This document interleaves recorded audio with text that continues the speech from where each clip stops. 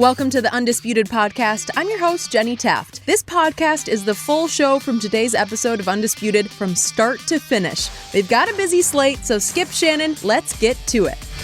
Welcome to Undisputed. We are live from Los Angeles. I'm Jenny Taft here with Skip Bayless and Shannon Sharpe. Good morning, guys. It ain't no good morning. Watch anything last You saw night? what happened last night, Skip. You saw that? Wait a second. I want to get this right out there. Last night, I don't know which team you're talking about, but I'm talking about the other LA team, as in the Rams. Oh, okay. That was Baker Mayfield's fault. He wasn't there, but you can blame Baker Mayfield for everything that happened last night to the Rams. It was Odell's fault, huh? Yeah. You look at him, you gonna put that on Odell. I Yeah. know you gonna put it on Odell. Let's do it right now. I'm curious. Was Baker watching? Was he like, Yeah. oh, there you go. There you go. You guys see that? Yeah. I'm very curious. Okay, so we need to discuss Odell's big debut, that Hollywood debut.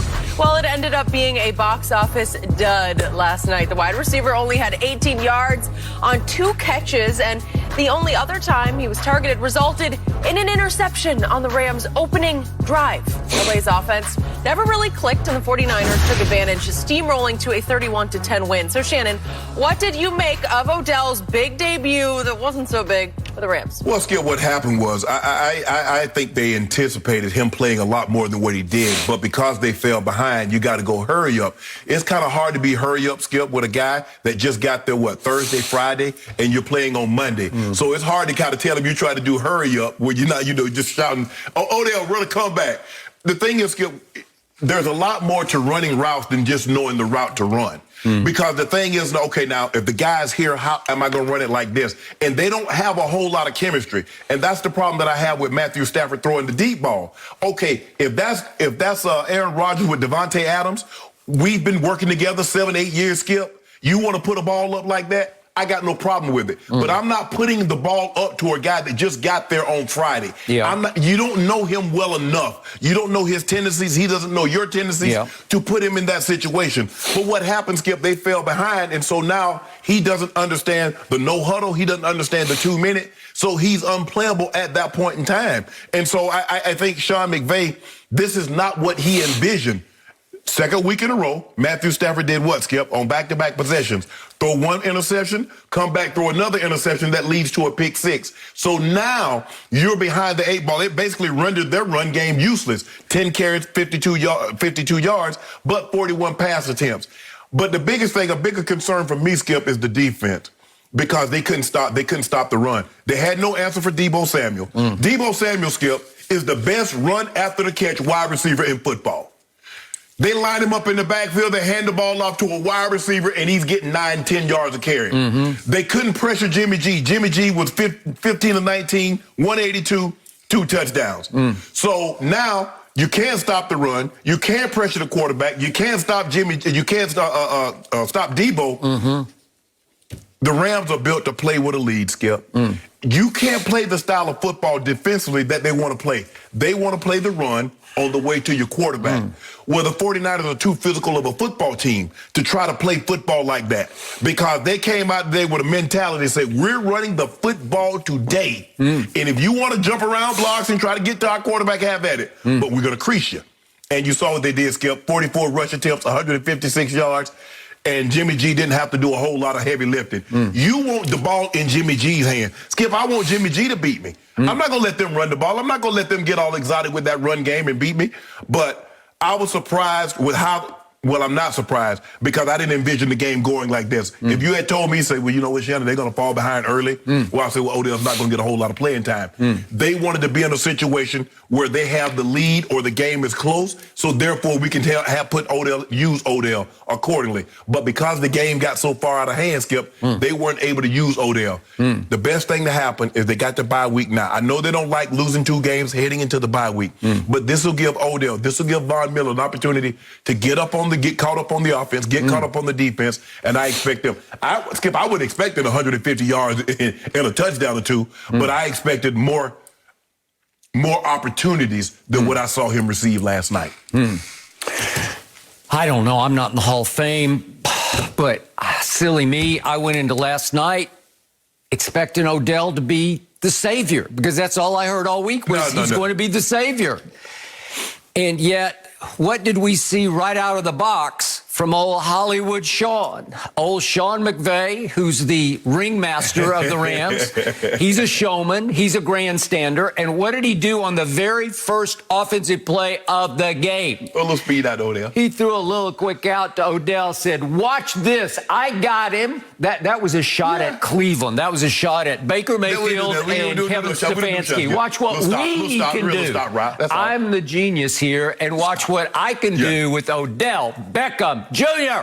He has come to Hollywood. He is on our marquee. Watch this, NFL. And a couple of plays later, as you referred, Matt Stafford drops back, and he's not sure, and he's not sure. And if we could see the interception, the deep throw to Odell, he's not sure. I think I got to get the ball to old Hollywood Odell. He's in Hollywood. Wait a second. Completely on the wrong page. Odell stops running. Matt thinks he's going to continue to run, and Matt Stafford says, "I'm just going to wing it because I have to force feed the ball to number 3. No, you don't have to. Well, that's the mentality that every quarterback he's ever played with falls into. It's the Odell effect. You become Odell-centric. You become too Odell-conscious because he is an internet sensation. But, Skip, you see the safety is single high. So why would you throw that? There's nothing there unless you think he's so good that if he keeps running, he will outleap both safeties, if it's the corner and the safety, for the football. Odell, not Superman, Skip. Okay? And yet, actually, the best play Odell made, the most physical play I've seen him make maybe in 3 years since he left New York, was he actually knocked down Jimmy Ward, who intercepted it. He just knocks it. He just flat out cold cocks him. And I said, Odell, I didn't know you had that in you. Way to go. Way to go. Right. I mean, it was kind of a sitting duck shot, right? But still, I'm thinking, okay, now what? And now what? We saw one more target to him, and it was on their touchdown drive, and they had it all the way down, you know, where they're about to go in for the score. If we could see the other, just to be fair about this, he ran a little deeper out. Right. And Matt Stafford hit him on time. Okay, so that would be the best of Odell last night. So he catches 2 balls for 18 yards on 3 targets. And to your point, he was non-existent after that. But could we quickly see, just for the record, what happened right after the interception? The ESPN cameras caught him on the sideline, and he was animated and upset. And he was actually talking to the backup quarterback, Wolford, I think, or to the offensive coordinator, or both. But they're going back and forth, and he's trying to explain what he was trying to do on the route. Right. Well, this is the Odell package you have to put up with, because he's always just an inch away from a sideline fit, a tirade. But here's the thing, Skip. It looks like to me he's explaining, well, I'm keeping it up the rail. Yeah. I see the safety in the hole. Why would I run to the hole? Why would I run to the hole safety when I got the whole rail down the field? Somewhere, Baker Mayfield is chuckling over all of the above, because this was his issue. This is what I defended him on, because too often in Cleveland, Odell ran the wrong route or his own route or stopped running the route. And in this case, he just stopped running the route. He saw that he's basically double covered, and he just said, well, I got nothing here. And he watched the ball sail over his head, and to his credit, he finished the route out and then knocked him down. Okay? But the point is, as Baker Mayfield would tell you, he's difficult to deal with, because a lot of times he just decides he sees something that the quarterback doesn't, and he runs his own wherever he wants to go. He just gets a feeling, well, this will work on this play, except that's not the design play. So as we talk about, Amari Cooper might be the best route runner in pro football. Well, he's running it to a dime. He's stopping on a dime exactly at the exact spot, at the exact yard line he's supposed to. Okay, Odell's the counter opposite. Well, the thing is, Skip, look, if we call a dig route, if the guy's playing outside leverage, we still got to run a dig route. We can't run a curl because the guy's playing outside leverage, because the quarterback is thinking dig. Well, you run a curl, guess what? He's going to hit the DB in the chest, and it's going to be a pick six. You can't ad-lib like that. You got to stick to the script. Okay, so last night we saw live on national TV that Debo is he's just better than Odell is at this stage and age, right? Yeah, but that's not saying it. I mean, you thought Odell was better than Debo? Well, the internet did, because he's an internet sensation. In fact, to me, Odell has become more of sort of a YouTube star off his past highlights than he is an in-game star. It seems like me, you using internet now. You despise the internet unless it's beating up Odell, Okay. and then you take what that's what the internet was says. that not the biggest story in a long time that he chose the Rams? He's Yes. going to Hollywood. Yes. And then the bigger story was Robert Woods tore his ACL the Friday after Odell arrives. But what did I tell you? I said, why did they get Odell? They got Odell because you saw it last night, Van Jefferson. Again, they got him to do what Van Jefferson is doing. Odell was meant to be the third receiver. He needs to be better than Robert Woods, and I just don't think he's better than Robert Woods. Now he's forced to be the second receiver when they was bringing him in to be the third receiver because Jefferson, again, had some more crucial drops. He had a touchdown skip that he dropped, had a ball across the middle, which he dropped. This is why they brought Odell in. The Rams last night had 5 drops. And when would it happen? Third down. Okay, 5 drops. It's more of the Odell effect because all of a sudden, he comes in and everybody's on high alert, like we gotta, and everybody presses. Like Odell's there, and all of a sudden everything gets ramped up. The expectations for the Cleveland Browns went through the ceiling when Odell arrived, right? It's going to be Odell and Jarvis. Let's see where it goes. Well, the quarterback keeps forcing the ball to Odell, and it's hard on everybody because everybody's disjointed. Everybody's out of sync. Everybody's out of rhythm. So Higbee had that pick 6 drop because of that Odell. was his fault. That was Odell's fault? No, it was Higbee's fault. Oh, so what about that was not Matt Stafford's fault. Exactly. So what about that third down that Higbee dropped? They were all completely out of sync. Yes. Sometimes it happens. Odell's presence is so huge. He's such a superstar. Well, you talk to him, and all I hear about is Randy Moss had intimate conversations with Odell, helping him choose. Shannon Sharpe talked to Odell. I didn't have him choose. Not help him choose, but you have talked to him. Lil Wayne talked to him and was trying to counsel him on where should he go, trying to talk him into Green Bay or over New Orleans. So we're going, he talks to everyone. He is famous for being famous, but not for his recent productivity because he's had 3 surgeries in the last 4 years. Well, I'm not here to debate that. Clearly, the last 3 years, Odell hadn't been like the first 3 years. And his productivity has steadily declined. And he understands that in order for him to be thought of as one of these elite level receivers again, he's going to have to get elite level production. You can't talk about it. You can't hope about it. And he's in a situation that I think, once he has a better grasp of the system and what is expected of him, they're going to ask a lot. Skip, if you notice, Odell is a mainly outside the numbers guy. Very seldom did they line Robert Woods up outside the numbers. Robert Woods is between the numbers guy. Nope. He and Cooper Kupp do most of their damage between the numbers. He's not Debo physical, but Robert Woods was very physical. Debo's a different Debo. And Robert Woods could be used to run the football as deep. And I loved what your man Kyle Shanahan did to start the game last night. He just lined up Debo in the backfield and said, "I'm going to run him down your throat," because he's hard to tackle when he gets going downhill. Yes, and Mitchell, look at Mitchell. Yeah. He was running the ball hard. Elijah Mitchell, he can run. Yep. He ran 4.3 coming out of college, and he weighs 200 pounds, and he runs with impact. Right. Okay? So Kyle Shanahan says, you know what we're going to do?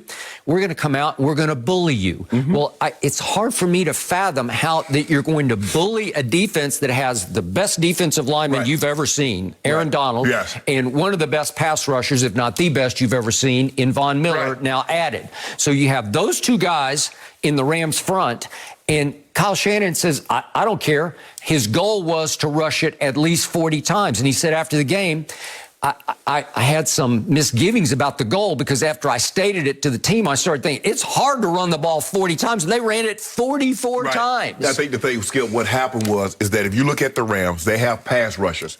And pass rushers, they play the run on the way to the quarterback. Okay, well, that's not a great way to play. That's not a great, but Skip, anytime you find, normally when you find teams that can rush the quarterback, they give up something because you have to anticipate the snap and you have to try to get on the edge of an offensive lineman. Well, if you pick a side and it's the wrong side, now you see a couple of times they trapped them in the backfield. They guess right.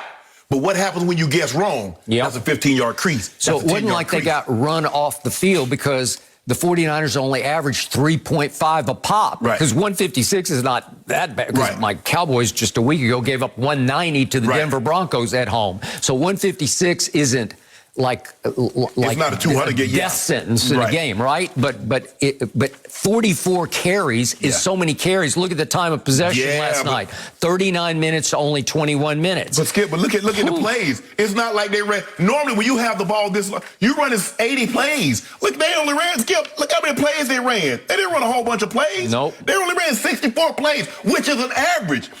Average means you also only have the ball around 30 minutes, 32 minutes.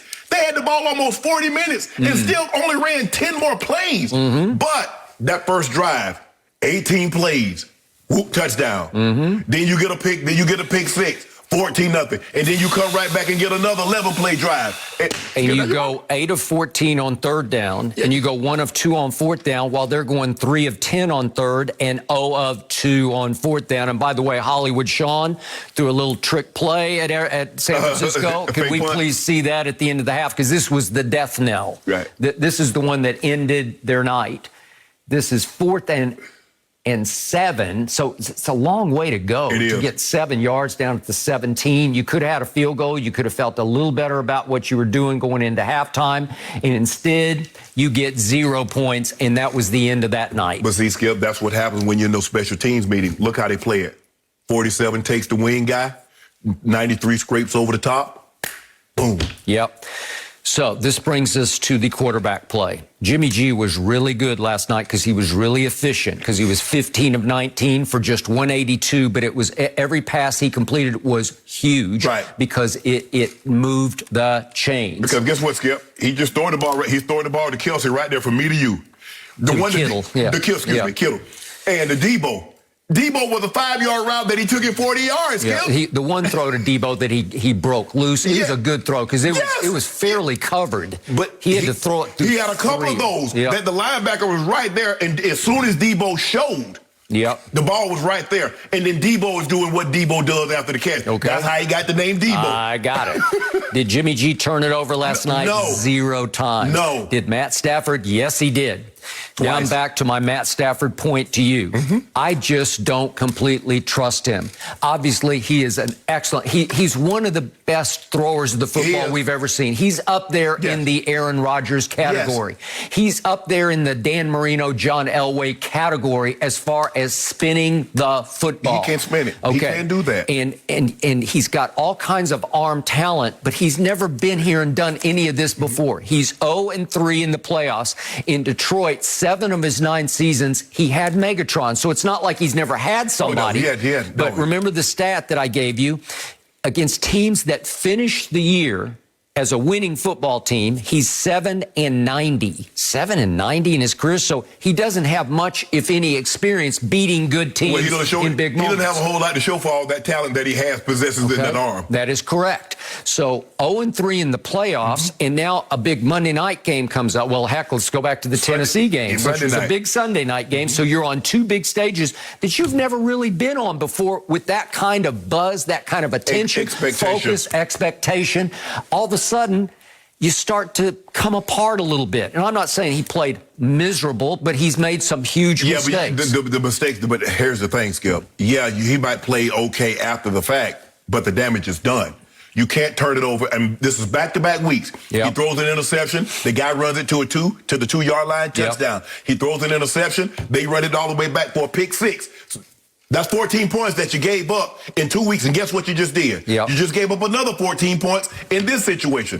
His defense couldn't get off the field last night. And that was the thing. I was surprised. I was like, okay, you can say, well, that's a long punt. Skip, I mean, the guy picked the ball off. You at the 3-yard line. You're like, okay, our defense, we got Bond, we got Ramsey, we got Aaron Donald, Leonard Floyd. We got a nice little squad. We hold them. Maybe they get a first down or 2, punt the ball right back to us. We right in business. But 11 minutes and 30-plus seconds later, they got the ball in the end zone at third down, after third down, after third down, after third down conversion. This is why and I told you, Skip, Jimmy G can be effective if you run the ball like that and you ask him to do very little. Skip, he didn't throw the ball 20 times.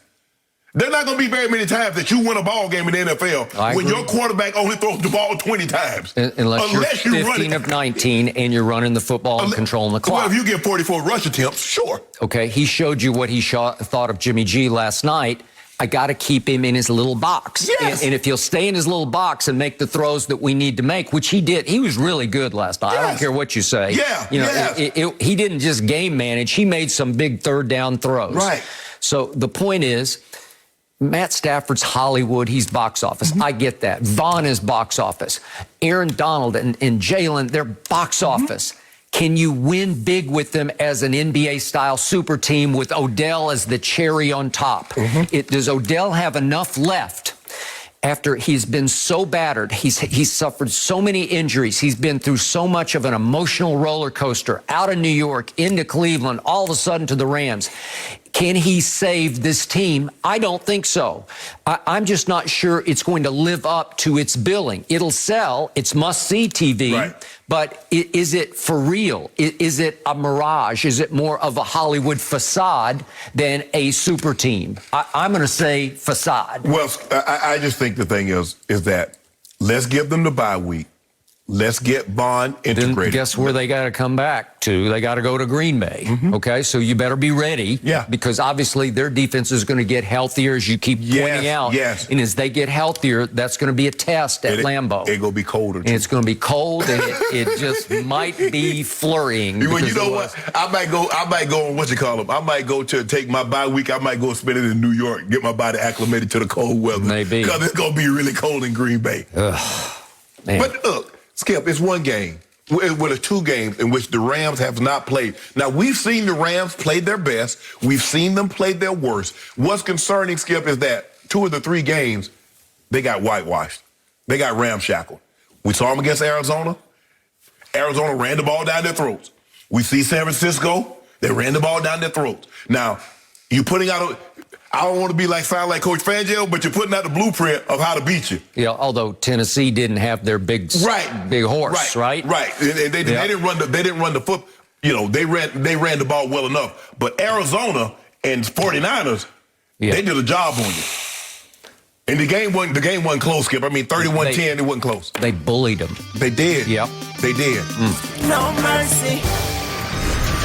So the Lakers struggled all night against the Bulls, losing 121 to 103. Russell Westbrook finished with 25 points, but also had 4 turnovers and went 0 for 6 from long distance. While on the other sideline, DeMar DeRozan finished with a game-high 38 points. And with the loss, LA fell to 8-7 on the year, sitting in 7th place in the Western Conference before they head out on a 5-game East Coast road trip. We know how those can be challenging. So, Shannon, scale of 1 to 10, how disappointed were you in your Lakers last night? Skip, I don't really know how to answer this because I didn't expect them to win. I think my greatest disappointment with how bad they looked in defeat. I mean, they gave up 91 points to the Bulls' big 3, Lonzo Ball, Zach LaVine, and DeMar DeRozan. And Lonzo Ball came back and said, I tweeted last night, somewhere LeVar Ball is sitting back in his chair saying, I told you. That is correct. I told you. But Skip, he might have been yelling it out the window. Yep.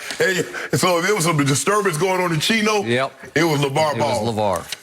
DeMar DeRozan got it going last night. 15 to 23. His 3-ball. And DeMar is not a really good 3-ball shooter. He rarely even shoots the 3. He made a couple. But for some reason, everybody can shoot the 3 really well when it comes to playing the Lakers.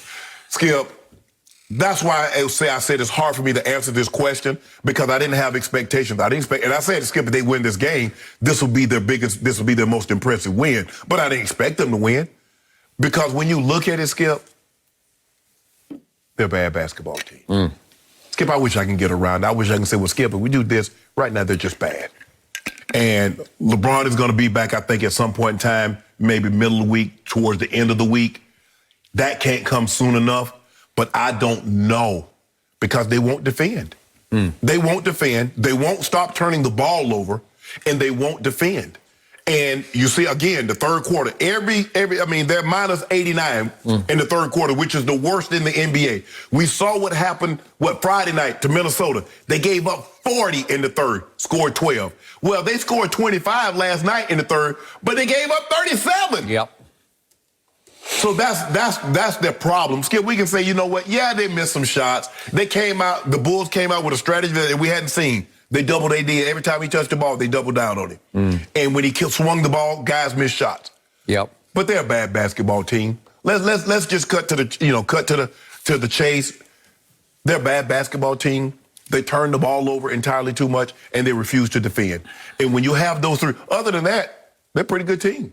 But they got three things that'll cause you to get beat on a nightly basis, which is turning the ball over, not defending, and not making shots. And fourth, I'm saying this is fourth, but the first thing is, Skip, they're not good. They're not good, Skip. Okay. My issue with everything you just said is I still look at what's left without LeBron. Yes.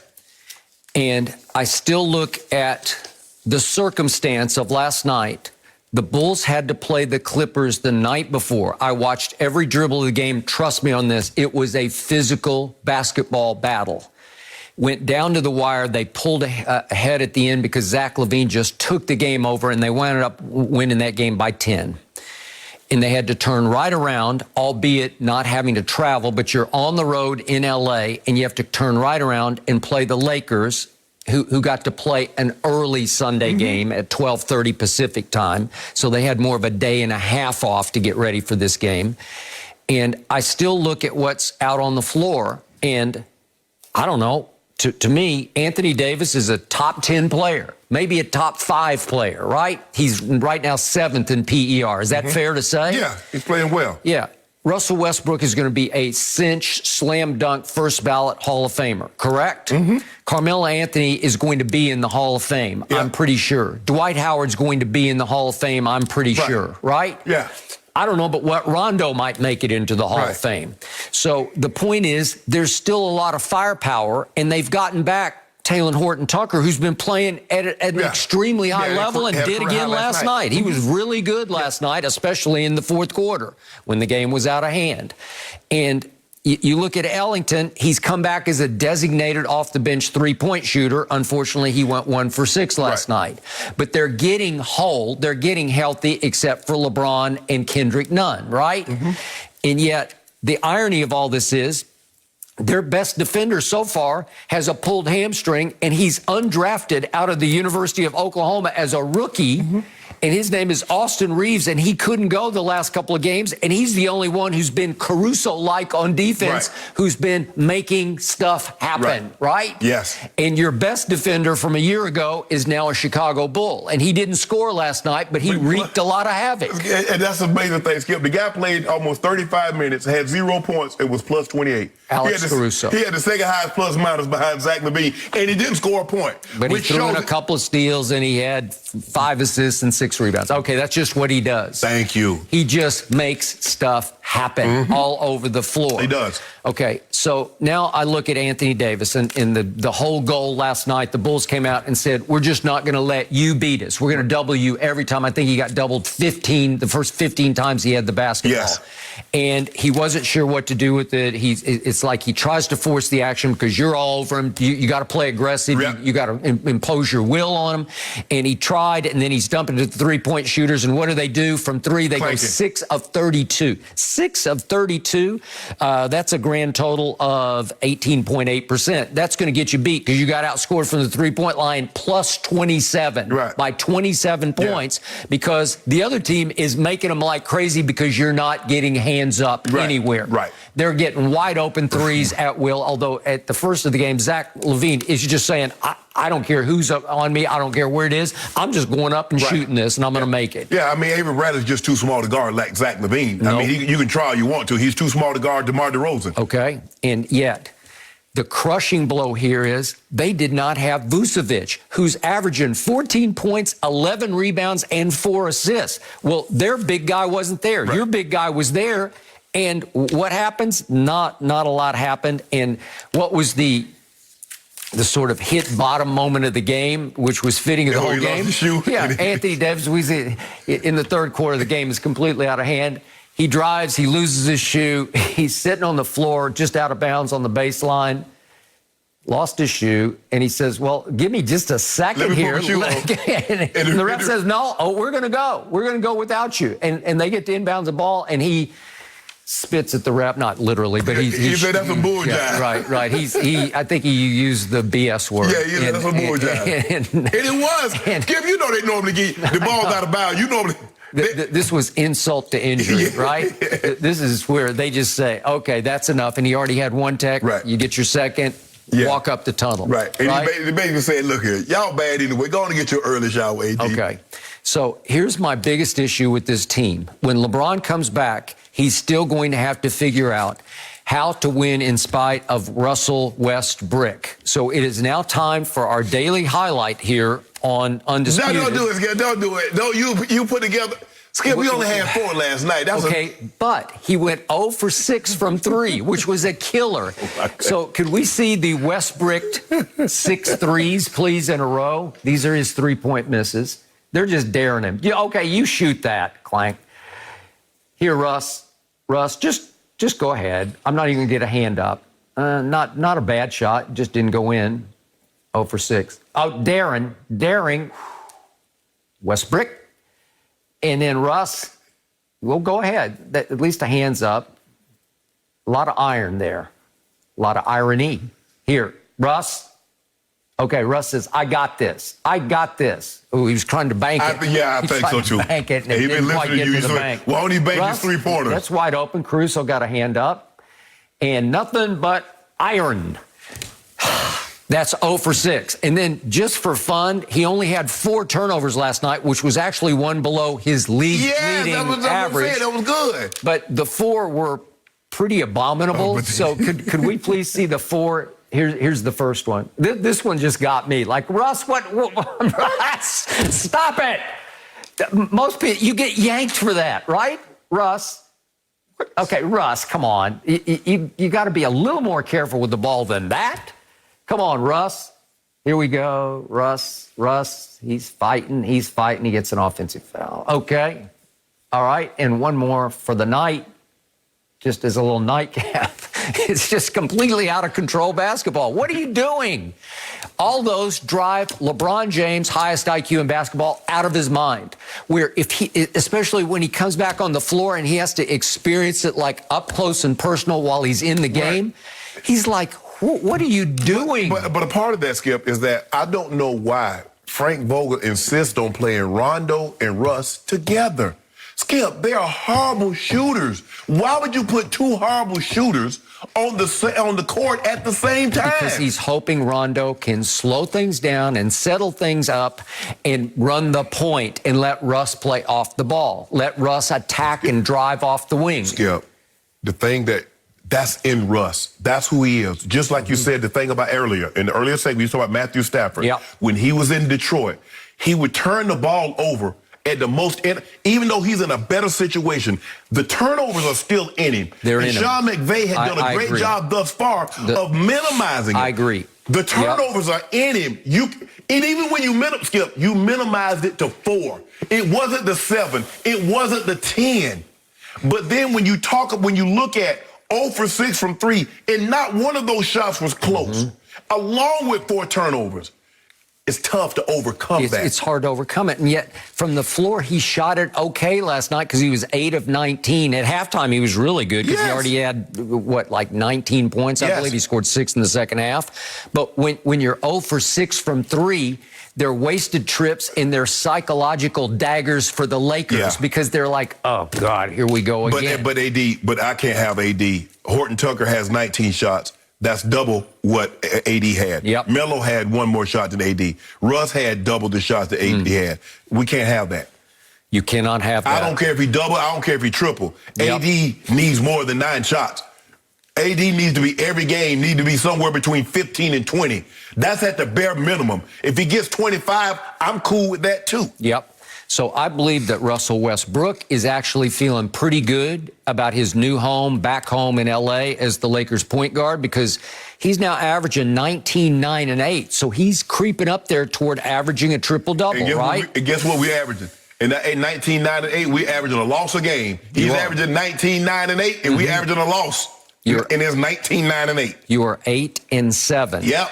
And that includes an early cakewalk schedule in which you got 12 of your first 15 at home, and that ended last night. That's in a situation. You get a schedule like that, Skip, you're supposed to be 12-3. Well, you should be. It 12-3 hit the road. You feeling good about yourself. You went and got Russell Westbrook to be 12-3 without LeBron. Yes. Right? That's yes. the point. Yes. Right? Because he's that guy. He's a cinch Hall of Famer. He's averaged triple-doubles for the last 5 years. Unfortunately, as I kept reminding you, he's also led the league in turnovers 4 times and been second 4 times, and he is running away with the turnover lead as we speak. Skip, Russell Westbrook is that onion. I don't care how big a dish you make. If you put an onion in it, you're going to be able to taste that onion. Yep. Okay. I don't care how great the players you put around him.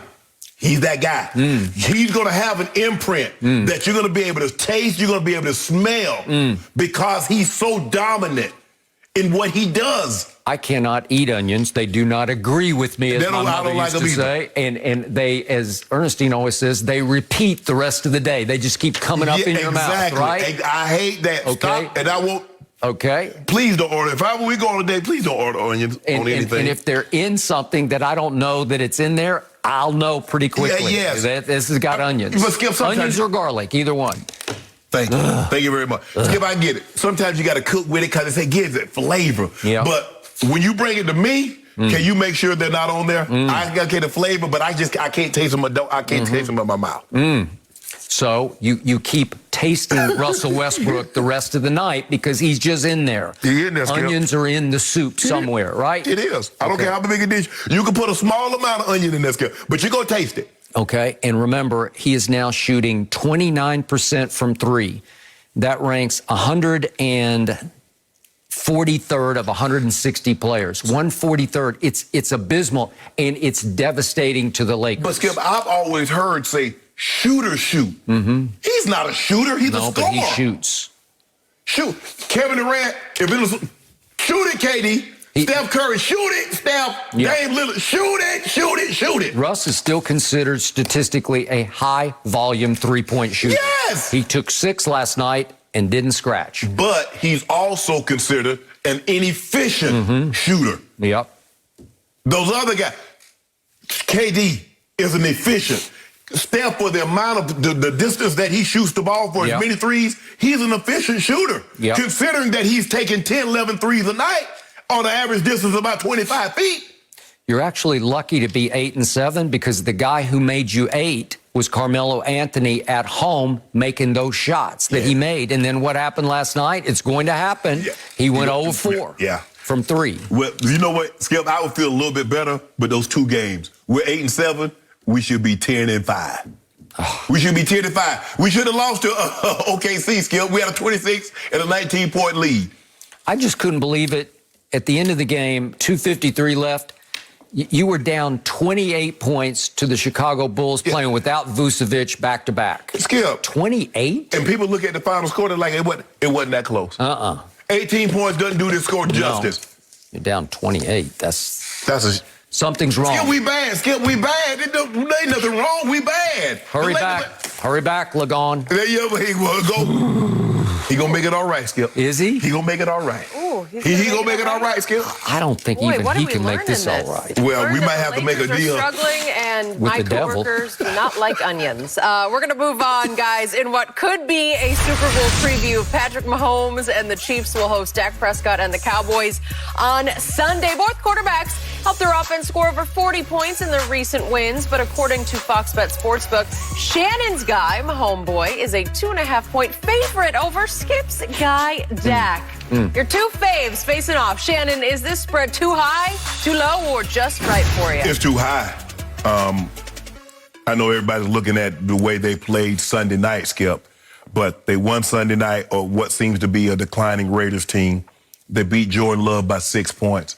And if they have Aaron Rodgers, they lose that game. And they beat the Giants by 3. So when you factor that in, if you look at up until the game against the Broncos, the Cowboys were steamrolling, was rolling very well. So I'm factoring all that in. I'm looking at their total body of work. I'm looking at Kansas City's total body of work. I'm not to where I believe that the Chiefs defense has fixed itself or it's fixed. So for me, I think this is too high. I'm not buying that defense, Skip. They protected Patrick Mahomes. If you can protect him, I know what he's capable of doing. The question is, are they going to be able to protect him like that again, like they did against the Raiders? I'm not so sure.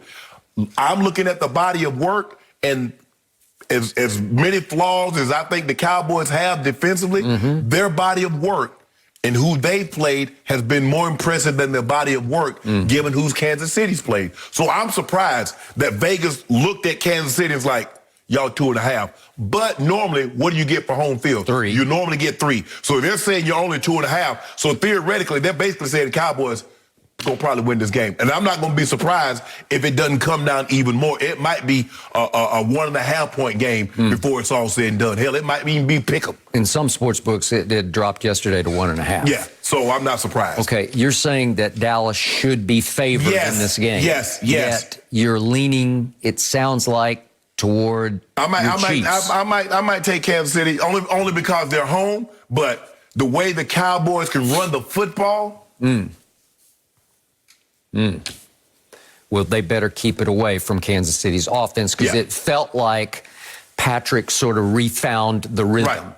He started to take his checkdowns. He started to throw it on time instead of running around looking to make a behind-the-back throw. But you believe he's going to be able to continue to take the check down and not get greedy and try to hit Tyreek down the hill or down the field, or try to hit one of those speed receivers down the field? Is he going to keep taking the check down to Kelsey or to Williams or McKinnon?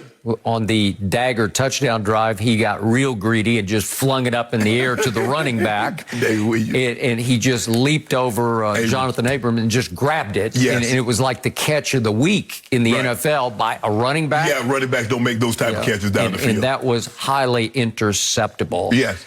Okay, so this game boils down to me to quarterback versus quarterback. Whichever quarterback plays the best and obviously the cleanest will win this game. Right. Because neither defense is very good to me. Although I will give you this, my defense situationally has been much better than I expected. Right. Because situationally against Kirk Cousins at Minnesota, which is no small achievement to me, every time it was time, they stopped him. Yeah. And they 1 for 13, I think. 1 for 11. 1 for 11 or 1 for 13 on third down. Yeah, it was horrendous. But he only got one. He only had one. He only had one, okay? And then against a Matt Ryan who came in hot from beating New Orleans at New Orleans, just shut him down, and that was a 1 for 11 on third down. Right. And they had 10 pass deflections in that game, and each of the starting corners, including the slot corner, Jordan Lewis, intercepted a ball. Correct. Okay? And what happened to Jordan Lewis yesterday? Pro Football Focus named him the Defensive Player of the Week? You're kidding. So I wasn't sure whether that was a good thing or a bad thing, because knowing Mahomes and especially Andy Reid, they're like, he's Defensive Player of the Week, the slot corner. Watch this. And they're going to try to get him singled up on Tyreek here and there, which is, let's hope that doesn't happen. But that's how they attack. They'll say, okay, watch what we do to the Defensive Player of the Week. Okay, so what do I think of Dak Prescott right now? Well, he ranks 9th in QBR. The number is 58.7. Guess who is 10th at 58.5 is Patrick Mahomes. So they've almost had the same year because they've both been a little up and down. You'd think Dak has been more up, but he's only thrown 20 touchdowns to 5 interceptions. And his yards rank 7th in the league in passing yards. So he's not lighting it up the way it felt like he was on pace to do. Well, you remember though, Skip, they started running the football. And so as they started running the football, they get to 180, 190, 200 yards. Now Dak is only throwing for 200, where they was falling behind. He had to throw for 350, 400 yards. So his numbers are going to look a little skewed, but they're better because they're a more balanced football team, because they can run it and they don't have to just fall behind by 14, 20 and just throw. And so now you got Dak with 400 and you got 42 yards rushing. That is true. So the shock to me at this point in the season, what are we up to? Week 10 maybe? Week 10, week 11. Whatever it is. Okay, we're this deep into the season. We're past the halfway point. Dallas leads the league in points scored at 32 a game. They lead the league in yards per game at 433. I figured both of those would probably belong to Andy Reid and Patrick Mahomes, if not Brady and Arians, right? Yes. So it surprises me a little bit that they're 32 a game leading the way. Pro Football Focus still grades them the #1 offense in the league. Defensively, they're graded 21st. So to your point, they're below average in defense, but I'm still starting to like them, except for that nightmare against Denver. If you do what you get against Atlanta, if you get what you get against some of the other teams, where they race out to that big lead, okay, or they possess the ball, because when they run the football, Skip, they can possess it. The weak link is your defense. Well, if you're only going to let them play 22 minutes, you're going to let them play 25 minutes, you minimize them on the field, but you keep your strength on the field, which is the offense and that offensive line. Okay. So Kansas City, by Pro Football Focus, is graded only the 11th best offense because they've been turning it over way too much. Defensively, nightmare, they're 27. So Dallas is 21st. They're 27th graded defense. So it should be slight advantage on both offense and defense. So back to your point, should Dallas be favored? I'll give you that. Can Dallas win this game? Yes, they can win this game. Absolutely. So I'm already leaning early in the week to Dallas because situationally, I think my defense will rise and shine. Would I much rather have a guy who was on a Pro Bowl path in Randy Gregory? He's going to miss this game. Tyron Smith will be back at left tackle, and you can argue it's between him and that guy we saw last night. Trent Williams is the best left tackle in pro football. So he'll be back, so that should help the offense be a little more explosive, help protect Dak a little bit more. But can the defense make a play here or there? Dorrance Armstrong started rushing the passer, and obviously it comes down to Defensive Player of the Year candidate Micah Parsons. And what did Micah say yesterday? What was his quote? What did he say? He says, "We don't want to be effed with." I won't obviously say the word. And he was talking about what happened against Denver. That is not acceptable. And once everybody came down on Dallas for giving up 190 rush yards, he said, "Okay, watch this." So why didn't he say that after the Denver game? Why say it once you beat someone 41-3? It seems to me is that this is prosperity. Remember, I told you last week, you guys don't handle prosperity because leading up to Denver, everybody had been telling you how great you were and how this looked like the Super Bowl teams of the 90s, and you started to believe that. So right on cue, Michael Parsons does what all Cowboy fans and all Cowboys people do is that they start talking the moment they win. Prosperity does not serve you guys well because what he do? Now after them, I ain't hear nothing. I ain't hear not one player say nothing. Oh, we still ain't to be messed with. Oh, they can't see it. I ain't hear none of that. Well, maybe nobody asked him. I don't know. No. Talk. Go ahead and put it out there.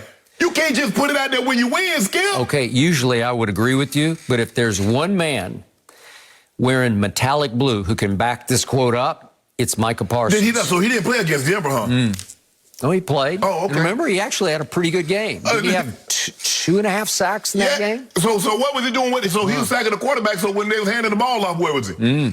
Nowhere to be found because he's still a little light in the back end, and he gets blown off the ball, as does Von Miller occasionally, Here's the thing, though, Skip. Look, the kid is sensational. I ain't got no problem with his ability is unmatched. And I told you, Skip, I said, look. You saw it. You saw it before the draft. You can just see it. You can just see it. And you saw his measurables at the combine match what you see on the field. Yeah, so unfortunately, he had not played this whole last year because he opted out. Yeah, but his sophomore year, when he was the Buckets Award winning, them 119 tackles. He jumped off my TV screen. Yep. So, but handle prosperity. Skip, why y'all can't handle you the same way. You come out here every week, the Cowboys.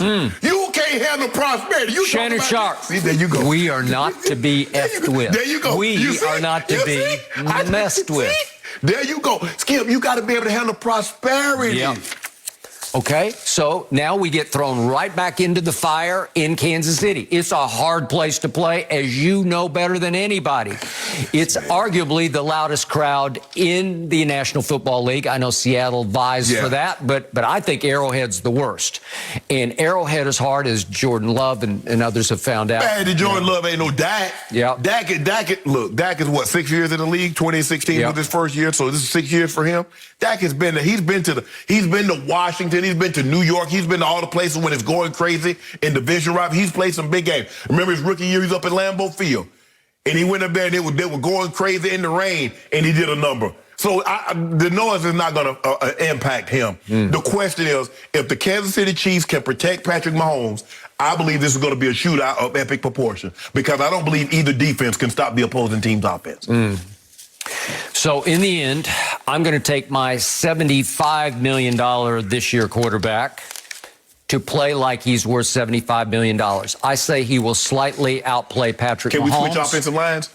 Nope. Why not? I thought yours was refurbished and rebuilt and remodeled. Yeah, it is. But it hadn't come together quite like we anticipated. Well, I got to tell you, Max Crosby, I don't know where he was the other night, but I didn't see his name or hear his number called. Oh, he was jumping off sides to get some unsportsmanlike conduct, but other than that, I mean, they did, but that was the thing, Skip. I give them credit. They did a good. This might have been the best game that they played.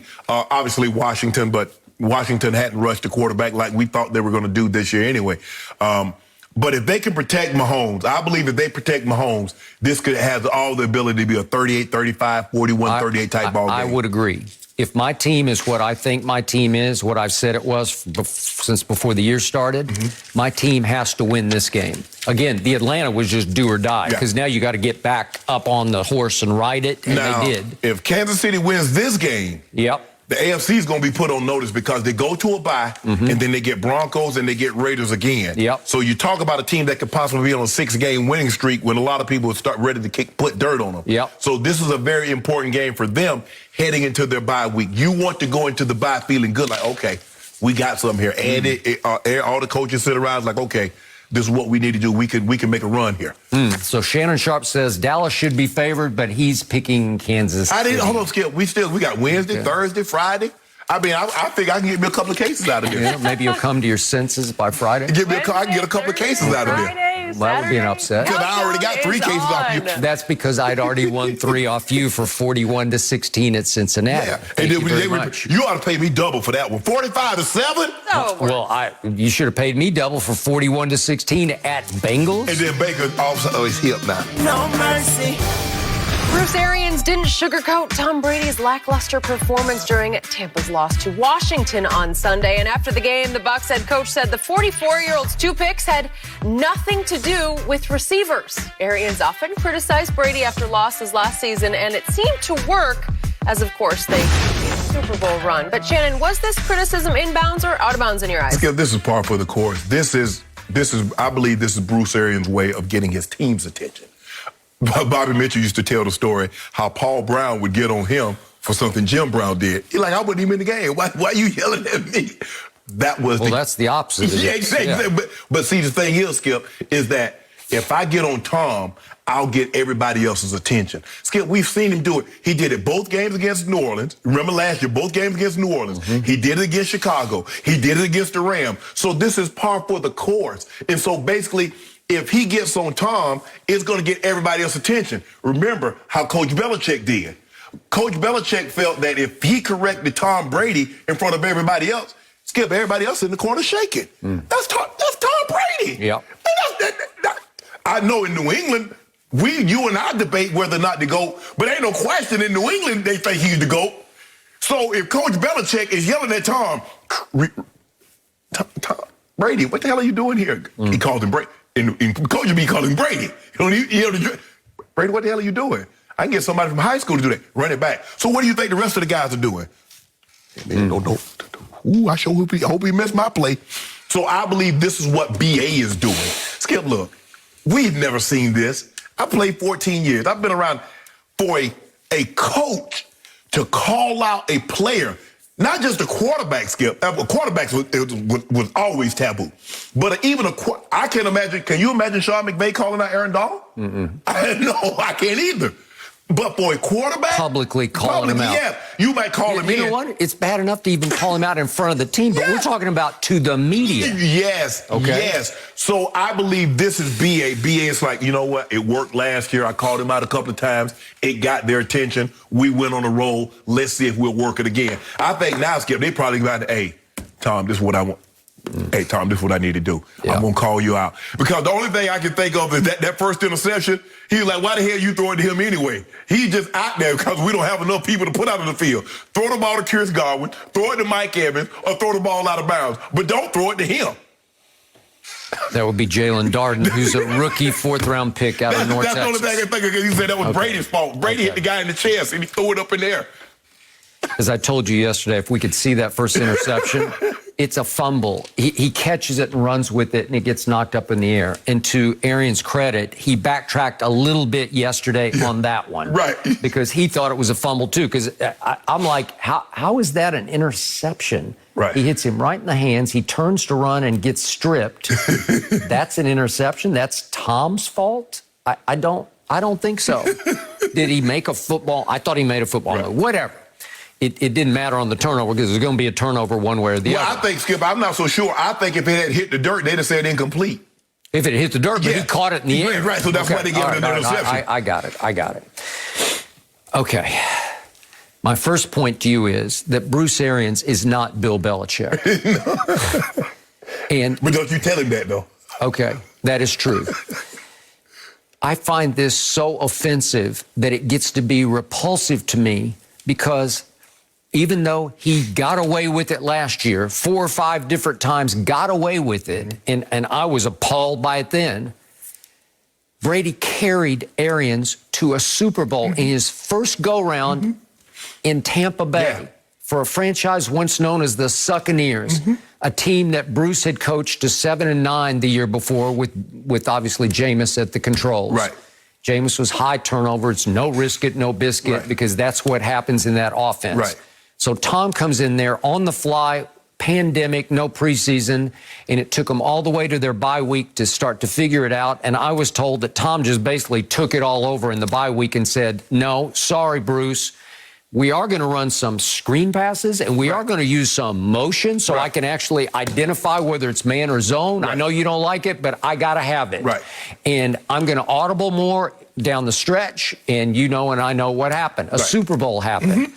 Okay, so one of two things is going on here. Number one, it's completely premeditated, as you suggest off last year, where he's just saying, I'm Belichick, and I'm going to call him out so that I can call everybody out and get everybody's attention.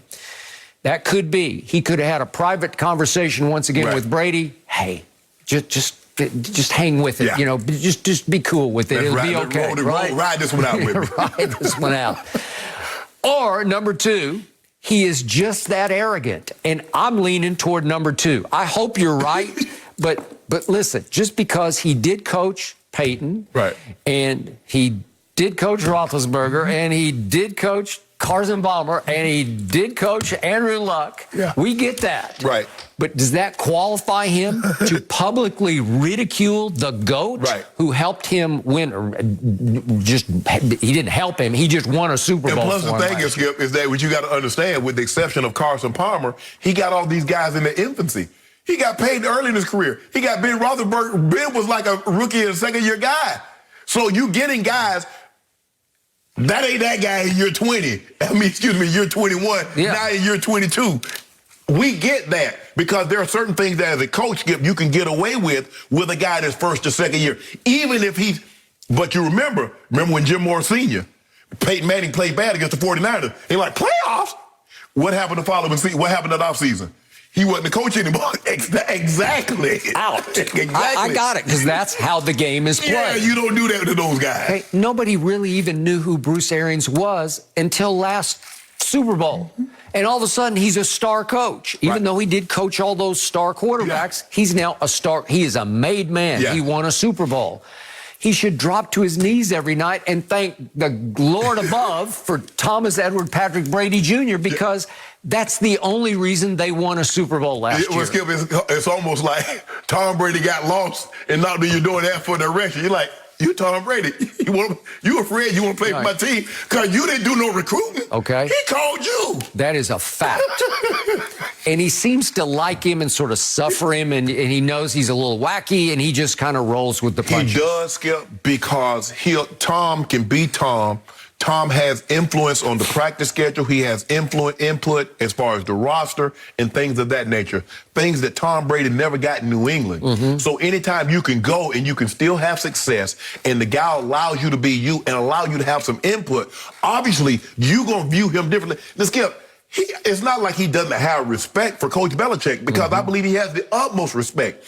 But Coach Belichick kept him in a box. He never allowed Tom Brady never was allowed to grow. He was only going to get this big.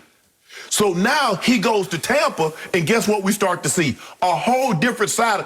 That's not a Tom Brady is always the Tom Brady that you see in Tampa has always been there, but it had been suppressed. The guy in New England would not let that Tom Brady out. Yep. The moment he got up out of there, he flourished. And what's about to happen? He's about to drop another documentary on ESPN Plus. Yes. About the stories behind all of his Super Bowl runs. Yes. Okay, great. I'm a little surprised by it because it seems like you probably want to wait a little longer. Right. Well, I got 7, so even if I don't make it. I guess so. But that just goes to show you, Skip. It just goes to show you that Tom, for the longest, it's amazing. But I guess it happens like in any relationship. Sometimes you stay longer than what you should because it seems like it's the right thing to do and you're having success. Yep. But the moment he got a chance, and now he sees, Skip, that we can win Super Bowls and we can have fun. It don't have to be monotonous. Nope. It doesn't have to be this, and this in order to win. Okay, so here's where you and I part ways.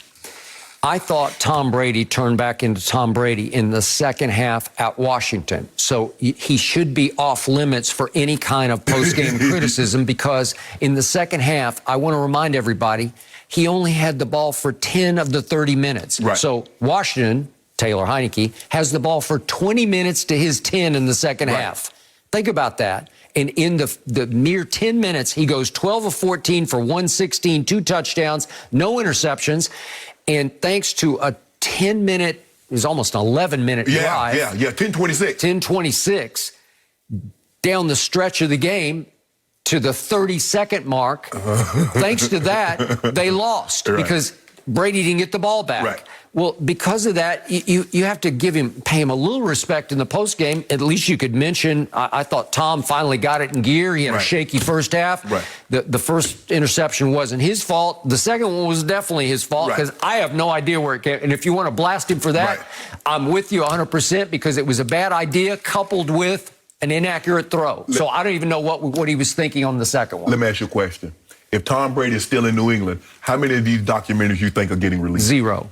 I mean, it just wouldn't be allowed. It's not the Patriot way. Exactly. Right? So he did do the Tom versus Time, but it was the last offseason before. Yes. Yeah. And it was what was it on? It was on Netflix? Was it YouTube or something? I'm not sure where it started. But this is like his third one, and he started putting these things. He started putting these things out like Friday the Jason movies, Friday the 13th. They started coming with greater regularity. Okay. But I'm happy that we get an opportunity to see Tom see Tom in a different light because he was always so buttoned up. He was so just like, come on, Tom, let us get to know you just a little bit. We know you're a great football player. We see it. We watch you every Sunday. But can we know the person? Like, do you have a sense of humor? Do you have a personality? Or are you just so robotic, so mechanical? And he's like, well, if you get me up out of here, I can show you. Okay. He got a little warm weather on his body. You know, that sunlight hit him. That Central Florida, that heat hit different down there. It does. I agree. I just hope he's not still celebrating number 7 as we approach number 8. This already in the can, Skip. That's one thing. I don't worry about him looking like, oh, man. He climb a mountain, he looking like, dang. There's a big old mountain over there. I think I can get to that one and climb that one too. That's how he thinks. That's how the great ones think. They don't rest on what they've done. They're like, bro, that's what kept driving Giselle crazy. Bro, you done scaled all these mountains. Can you come home? He like, I think there's something else. I want to go to the moon now. Well, he's just not happy unless he's playing football. That's getting ready for a big football game. Because he knows there's nothing else that's going to ever quench that desire, that thirst. What he has played in this game. There ain't enough golf courses. No. Plus, I don't think he loves golf that much. So, and I don't think he wants to sit in your chair or my chair. No. I just don't think he... No. He's not built that way. No. And so that's the thing, Skip. So it's like, what? I'm 44. I got at least, I would like to think I got 30, 40 summers left. Yep. So what am I going to do with all this time?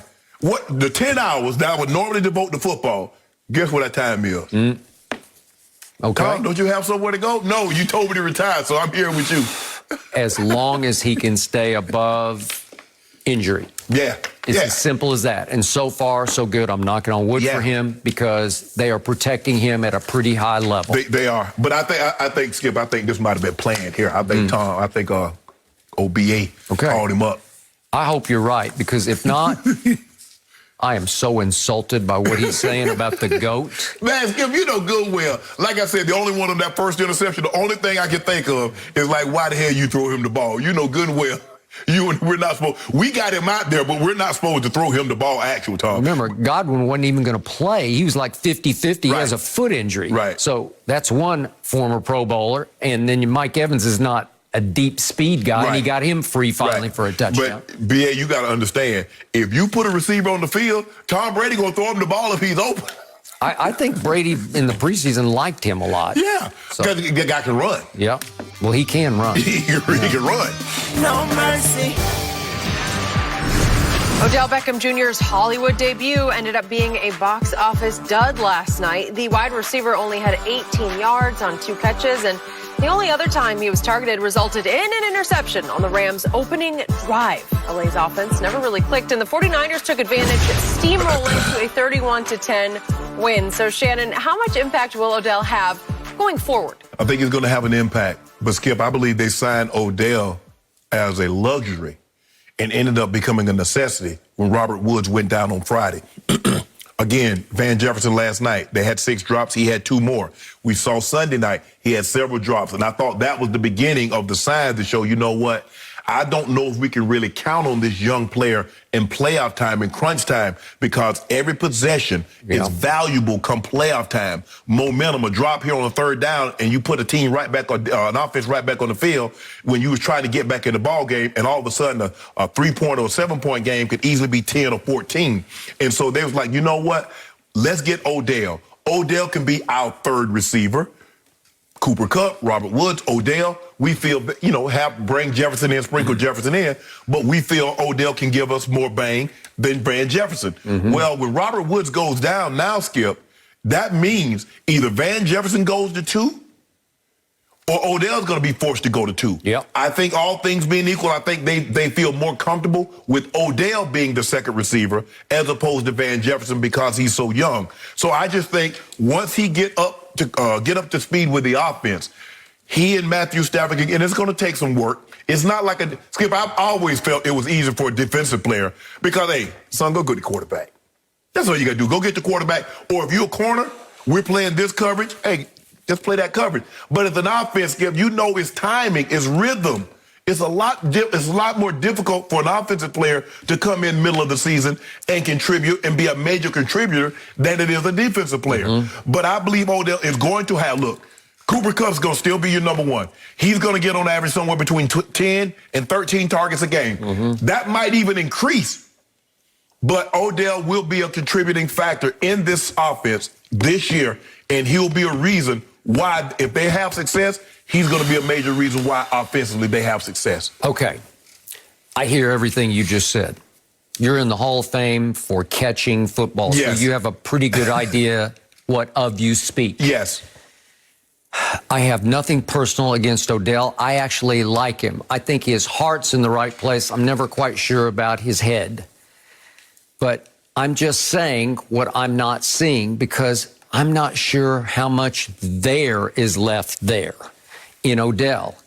Is he better than Robert Woods? I personally don't think so. So the Rams are going to be a little worse without Robert Woods.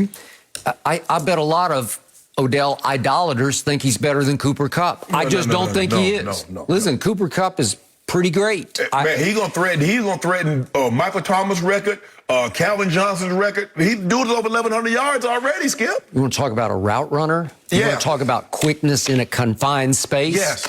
You want to talk about stopping and cutting on a dime? Right. And he had a couple drops last night, at least one for sure. One on 3rd down. One big one. But he just doesn't miss footballs. Right. Okay. So is Odell a top 20 receiver? I don't see it now. I get what happened.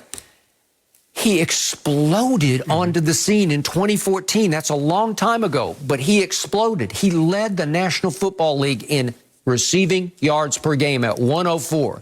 He made the greatest catch in the history of the league, and it put him on the map, albeit in a game they lost on a Sunday night at home to my Dallas Cowboys. But he caught it on Brandon Yu's car in the end zone, and he went back over his head and snatched it, and it's all time. And it almost felt like it started to go downhill from there, because then what started happening in New York? Do I have to remind everybody? Tirades started happening. On-field emotional blow-ups started happening, to the point that he was driving everyone from his coach to his quarterback to his teammates a little crazy. He drove his owner crazy. He drove his owner crazy. And it just sort of spiraled down, down, down, until finally he wanted out, and they said, okay, we'll send you to Cleveland. And then the last 4 years, just remember, he's had 3 major surgeries in 4 years, and his productivity has gone down each of the last 4 years, in part because his body's just failing him. You know the feeling. You get to a stage, man, and you just can't take the beating anymore. It's just hard, Skip, when you start having those injuries seem like they start coming with greater regularity. He had one injury, and then here comes another injury, here comes another injury, and they're putting him out for an extended period of time. But I do believe if you give Odell 6 to 8 targets a game, I believe he can make things happen. Okay, well, we both thought last night he'd get 6 or 8 targets, and he'd catch, I thought he'd catch 6 balls for maybe 65, 70 yards. I had him, because the over on the box bet had over 40 yards. 40.5. I said he's going over. Okay, well, both of us did, and he caught 2 for 18 because they fell woefully behind, and then he fell completely out of the plan. I still thought in the second half, I don't care, you don't have to play fast in the second half. I thought they might just get him some reps and a couple of catches just to make him feel a little better. What's the thing for me, Skip? I thought he was nicked, because I kept seeing him coming out there on offense, and I didn't see him, so I figured he was just nicked. He had tweaked something, and then all of a sudden, like with 4 or 5 minutes left in the ball game, I see him come back in the ball game. I'm like, well, damn, that didn't make any sense. Okay, so I called him the most overhyped free agent in the history of this league, because suddenly he hit the market, because Cleveland said, okay, we'll sort of do you a solid here. We'll let you go free. He had to pass through waivers, but they made a deal. So all of a sudden he hits the market. And by the way, I'm reading several reports last night that he left a lot of unhappy suitors in his wake when he chose the Rams, because he didn't call them back and say, I'm sorry, thanks for the effort.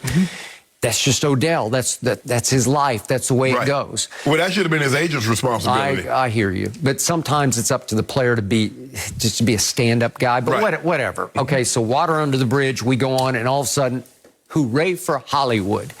He is marquee. He is box office for the Hollywood Rams. And it's a great pickup because, as you say, you got that new billion-dollar stadium, and you need to sell your product in a city that is distracted by all kinds of entertainment. Everywhere you turn, there's more entertainment in the city in which we both live. And you need Odell, you need Von Miller, you need Aaron Donald, you need Jalen, you need Matt Stafford to sell your product. And it is selling, but ultimately winning sells. Okay, ultimately, Odell needs to help save the Rams by elevating into the Robert Woods role. He's not Robert Woods in impact as far as he can't block like Robert Woods. He can't carry the ball like Robert. I don't know. Can use him on a speed sweep occasionally? Maybe. Yeah, well, I mean, you give him a couple of reverses, because we saw him against the Cowboys. That was huge. Okay, that was was it just 2 years ago? Okay, but you think he still has that? Well, that was just last year. They were getting run off the field. This is before Dak's injury. Right. So the point is, if you really look hard at Odell's arc of his career, he's played in 1 playoff game. And what happened? He did the infamous boat trip. He took the receivers to South Beach to prepare for a game on the frozen tundra. And he goes up there, and it's an early 3rd and 7, and he drops it. And then he drops one in the back of the end zone, and they get blown out. And he walks up the tunnel and takes his helmet and knocks a hole in the hallway wall in Lambeau Field, leading to the visitors' locker room. I assume they fixed it. They didn't leave it as an Odell memorial. But the point was, that's all he's got to show for his career. So my point to you is, I feel sorry for him, because I don't know if he's at a stage in his career where he can begin to live up to the Hollywood-style hype. Well, Skip, we're about to find out. Because, like I said, I believe they signed him as a luxury, and he became a necessity once Robert Woods goes down. He's going to get opportunities. They have no choice. They have no choice. Skip, you know, the big kid, I think is number 18, to 6'3", 220. Skowronek, It works well, Skip, when you have a 14, 21-point lead. I've seen him come in the game and make big catches. Now, all of a sudden, they have expectations for you. Stafford threw him a couple of jump balls for which he couldn't jump because he's 6'3", he's not 6'8". No, he need to be at 7'8" to catch those balls. And plus, he was going across the middle, and he was like, no, I'm sorry, man. I'm sorry, man. I can't help you with that. But I believe if Odell gets 6 to 8 targets, he's going to skip.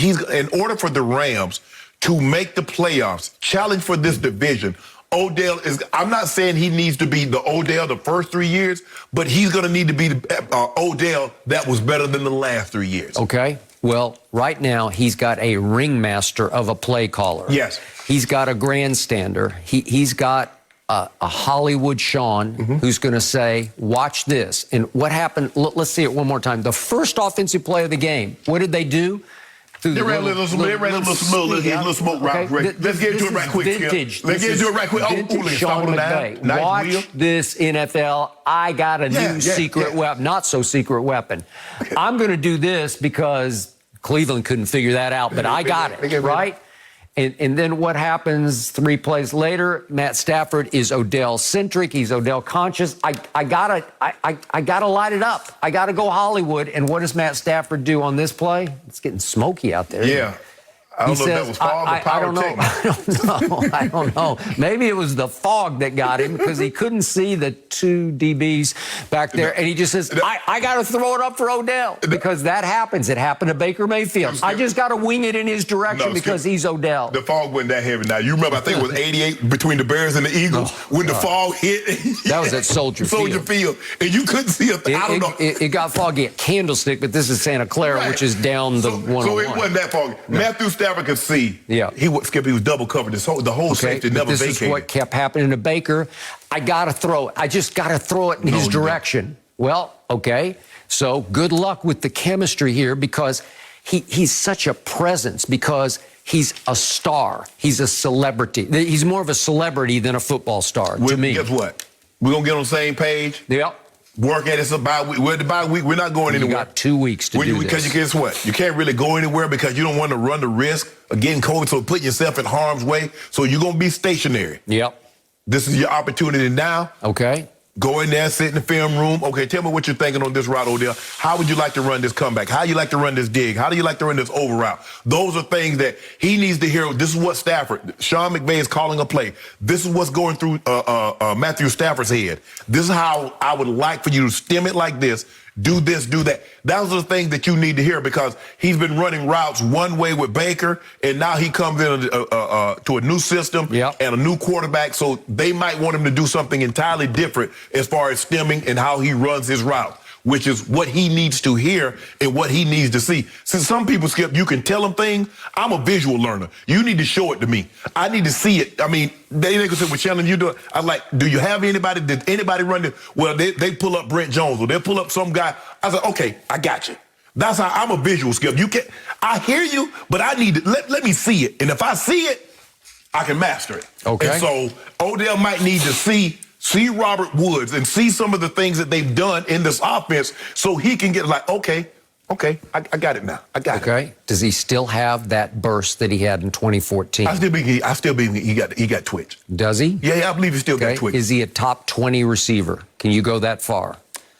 Is he better than Deebo Samuel? Is he better than CeeDee Lamb? Is he better than Amari? Is he better than Michael Gallup? I'm just throwing out names, and it's hard because I'm just not sure he is. He's going to get his opportunity because Hollywood Sean's going to force feed the football to Odell Beckham Jr. because that's what the Rams do. Well, here's the thing. Well, the only guy that we know for certain is going to get force fed is Cooper Kupp. Cooper Kupp's going to get force fed. I think Odell will get lots of chances. Yes. Okay. And now, can you live up? Okay. All he said he wanted was a chance. He said he was built for Hollywood. He was built for this. He was made for the bright lights. So all he wants is an opportunity. He's about to get that opportunity. Yeah. What does he do with it? He looked good in his uniform last night. It looked weird, but it was good. Yeah, he went back to the LSU 3. Yeah. So, no mercy. The Lakers lost another game last night before they head out on a 5-game East Coast road trip, but help may be on the way. According to a report, LA expects LeBron back, quote, soon after the King has missed the past 7 games with an abdominal strain. So, Shannon, Maybe you have the inside scoop. How much better will he make it the Lakers? Hold on. A former trainer for the Lakers said LeBron James' injury is 4 to 6 weeks. Mm-hmm. In general, the ab strain. Yeah, he said that was, I think that was Thursday. I think it was 4 to 8 weeks. Yeah, okay. That was Thursday. Yep. Well, he didn't have any hands-on knowledge. So why he say that? He's just talking in generalities. So in other words, he's talking out a part that he shouldn't be talking out of. But anyway, back to our regular scheduled programming. So you think he's going to shatter the mold on this, right? I didn't say that. But he's back to being Iron Man? Okay. You concluded that he's not the best player. Okay, I'm not here to fight you on that one today. Well, I thought you were. Giannis. No. Steph. No, that's KD. 7-foot monster. No, but I'm saying, Skip, I still believe he's one of the 5 best players in the NBA. How does getting one of the 5 best players back on your roster not help? Now, I ain't gonna do because you got a 6'3" monster. That's going to keep rearing his head as soon as the other monster comes out. But, Skip, I think he can settle the offense down. We know that in late game situations, he's going to have the ball in his hands. I trust him with the ball in his hands better than we trust the other guy with the ball in his hands. And, look, it will also allow players to go back to their natural role. Carmelo goes back to the bench. I believe THT is going to stay in the starting lineup. I do, too. I agree. So now you're going to have Malik Monk, you're going to have Carmelo, you're going to have Wayne Ellington coming off the bench. Rose there. Bazemore will be a bit. Those guys are better suited for those roles, and I think things will fall back into place. But at the end of the day, Skip, Russ is going to have to make open shots. I'm not saying they have to be threes, but they're going to double AD. They're going to double LeBron, and LeBron's going to swing the ball. AD's going to go face up and go cross court with it. And Russ is going to have to hit shots. Or he's going to have to drive the ball and dish it off, and they're going to have to make shots. But at the end of the day, Skip, none of this is going to matter if they don't play defense. But when Bron come back, well, put it like this. We got to the trade deadline. There ain't no reason we got to keep him. So we going to see what happens to the trade deadline. And if things don't change, I might need to call Jeannie myself. Hey, Jeannie, this ain't working. The coach ain't working. A lot of things ain't working. Maybe we need to go in a different direction. You're talking about shipping Russ out of here? Frankie V, Russ, and whoever else that's not on board with getting this thing heading in the right direction. Wait, Frankie V's already on the hot seat? What you mean already? Did you not see last year? Well, I see Twitter every night, and I see he trends because Laker Nation wants him out. His rotations. Yeah, okay. So that's where we are with that. I never had a lot of respect for him anyway, and he is just the assistant coach because the head coach has been hurt, so that's been tough on Frankie V because he's had to go it alone, right? Here we go. He ain't going it alone. I will give you this. LeBron's return can't hurt, and yet even LeBron James in year 19, as great as he is, and I'll even give you this, he's still a top 5 performer in this league. Even he, with the highest IQ in basketball, cannot overcome Russell Westbrook. I knew you was going to say it. I'm just sorry, but I first guessed it. I told you this before the year. Even LeBron can't rise above this. Even LeBron can't fix him in year 14. He's unfixable. He is who he always was. Right. He's a triple-double waiting to happen. He's a quadruple-double waiting to happen. And he's leading the league in turnovers. And before I proceed, I just got to do this one more time because... What you going to do? Can we just see the turnovers from last night? Because this was a good night for us. This was only 4 turnovers from last night. If we could please see the 4. These are his 4 turnovers, and this one really got me. This is early in the game when it's still a game. Why would he throw that pass? You threw it left-handed. You threw it out of bounds to get what? Okay, Russ, come on. Russ, no. Come on. And the last 2 are just offensive fouls. He plays a little football. Like you said, he'd be a good running back, wouldn't he? I think he could be a good strong safety. And then he just plays completely out of control and just runs Caruso completely over. Okay. It's just wild, crazy basketball. Yeah. It's uncoachable, unteachable kind of basketball that will drive LeBron James out of his mind. Yeah. He's had to sit there and watch it, and now he's going to have to be up close next to it and watch it. And here's the God's truth about this situation. I believe they're better without Russell Westbrook. That's what I believe. Seriously, better as is. Yeah. Because I like Taylor Horton-Tucker, as you say. Yeah. Melo's been playing at a supremely high level. He looks like reborn. Right. I like him on the floor. I trust him when he's on the floor. Avery Bradley can really play D. Wayne Ellington, I know he's cold last night, but he can shoot it. Yeah. Malik Monk has had stretches where he just goes crazy hot, right? Austin Reeves has been a revelation as an undrafted kid out of University of Oklahoma. Well, he helps. He's Caruso-like. He's not Alex Caruso, but he can play defense and make things happen, to right? make a long story short, you'd have been better off keeping Caruso and signing Buddy Hield. Right. That would have been your best bet. Okay. And you still got Melo. Okay, so how do you work around this? Well, I proposed the very first week of the season. Russ would be best leading the shock troops, playing 20 minutes off the bench. He is not going to literally sit still for that. And yet, I can also make an even better case that if he just didn't play at all, if you de-impede him, I swear you'd be a better basketball team once LeBron's back and he's healthy. I'm not so sure. We might be trading for John Wall. Is John Wall healthy? I think he is, actually. Yep. I mean, he's been at practice trying to help Jalen Green and watch him practice. I think he's healthy. Yeah. They're just paying him to sit right now. Because they he ain't taking no buyout because he has a $47 million play option for next year. He getting all that because he knows the big paydays are probably over. Okay, and you mentioned Bazemore. He's still a pretty serviceable player, and he can play defense. He does play defense. I don't know. And Dwight coming off the bench, and obviously Anthony is still a top 5 player. Well, who needs Russell Westbrook? I don't know, but you're stuck with it. You're stuck with him. Yeah. Skip, is that gift that you didn't need, but you wanted. Now that you have it, what the hell we do with it? I don't know. I don't know how.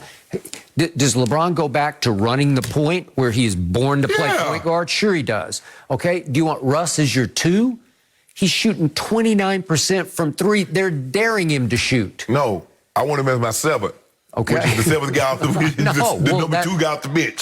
That's how he plays. He should be your 7th man off the bench, and he should play, 18 minutes a night. But Skip, look, we knew this. This is what Russ hasn't changed. He's been the same player from OKC to Houston to Washington, now to the Lakers.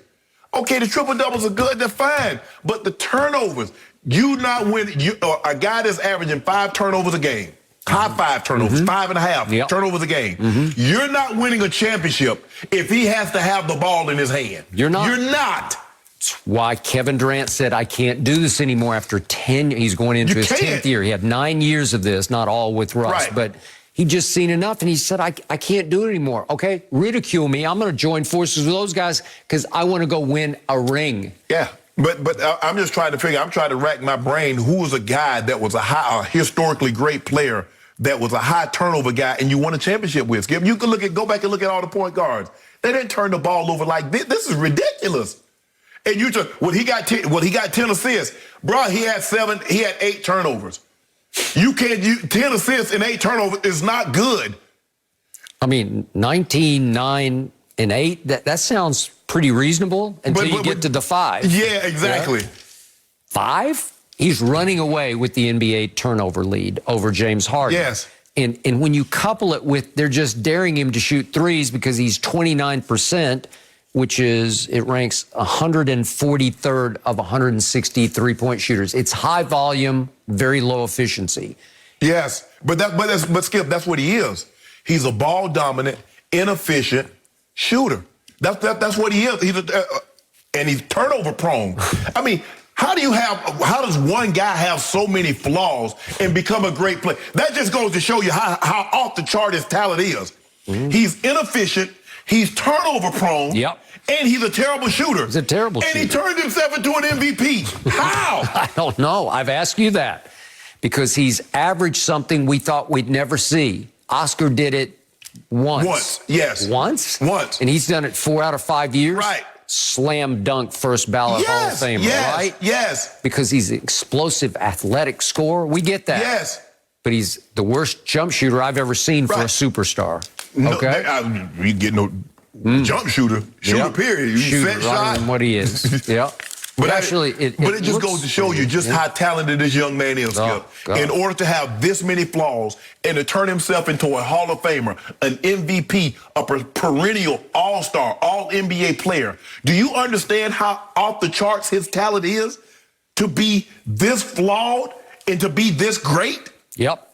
Nobody ever held him accountable because he was scoring at a high clip and he was creating excitement at an even higher clip. Yeah. Right? And he don't even care. Now he just show up. He on his press conference. He turning on his phone. He looking at his phone. He don't even care. Nope, he does not care. No conscience. No mercy. This week on Thursday Night Football, Mac Jones leads the Patriots to Atlanta to battle Matt Ryan and the Falcons. It all starts at 7:30 Eastern, 4:30 Pacific on Fox, NFL Network, and streaming on Prime Video. So, the Cowboys got a big win over those Falcons after being blown out at home by the Broncos the Sunday before. And after the game, Mike McCarthy revealed the motivational tactic he used during the week to get his team focused. The second-year coach used an image, and I'm just repeating the story here, guys, of an anti-chafing powder in a PowerPoint presentation to highlight the butt-kicking they took, saying, quote, "We made an emphasis based on correcting what went on last week. I thought our players did a great job with it, just had some fun with it." Shannon, scale of 1 to 10, how much do you think McCarthy's motivational ploy had to do with the bounce back? This man is a head football coach of an NFL team. Not just any NFL team. The Dallas Cowboys. Thank you. This man is responsible for leading men, and I'm sorry about, but leading men into battle. I know that's cliches, and I apologize. But leading men on a Sunday or Monday or Thursday night, and he expects them to get ready to play by seeing that. Monkey butt. Skip, it had zero.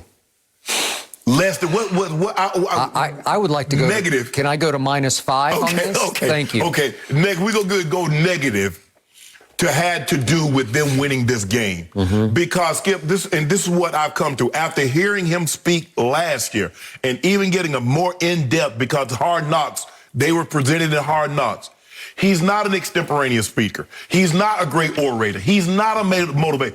He tries hard.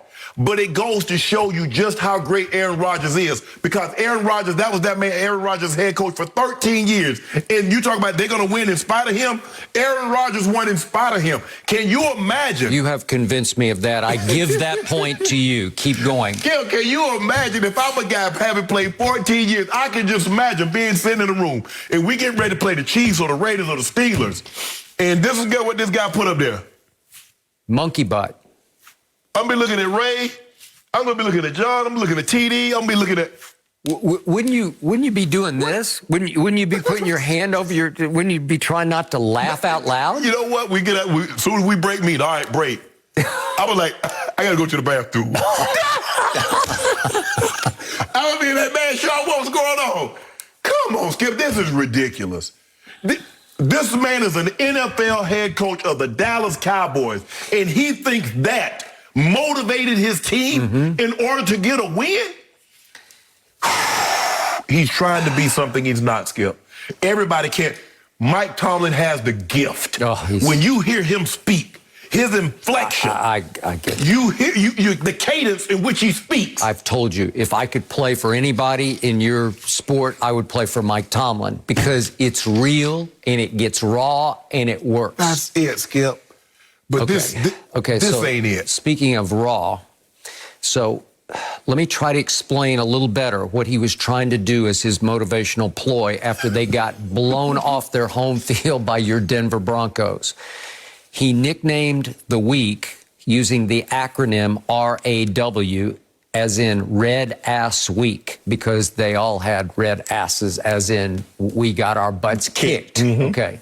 So then he found this anti-monkey butt powder, and he put it on PowerPoint because he said it looked good on PowerPoint. This is in the first team meeting after they got blown off their field.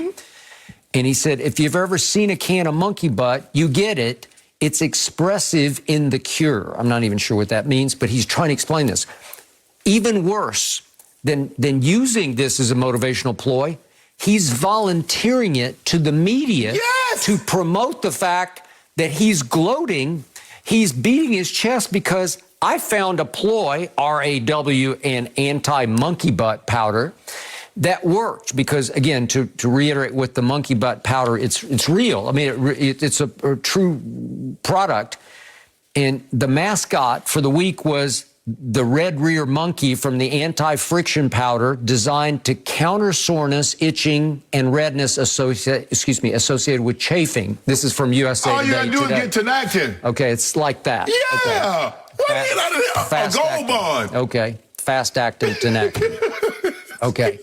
He even says that he passed the can around the locker room so that the players could actually see and feel the can of anti-monkey butt. Skip, for real? Okay.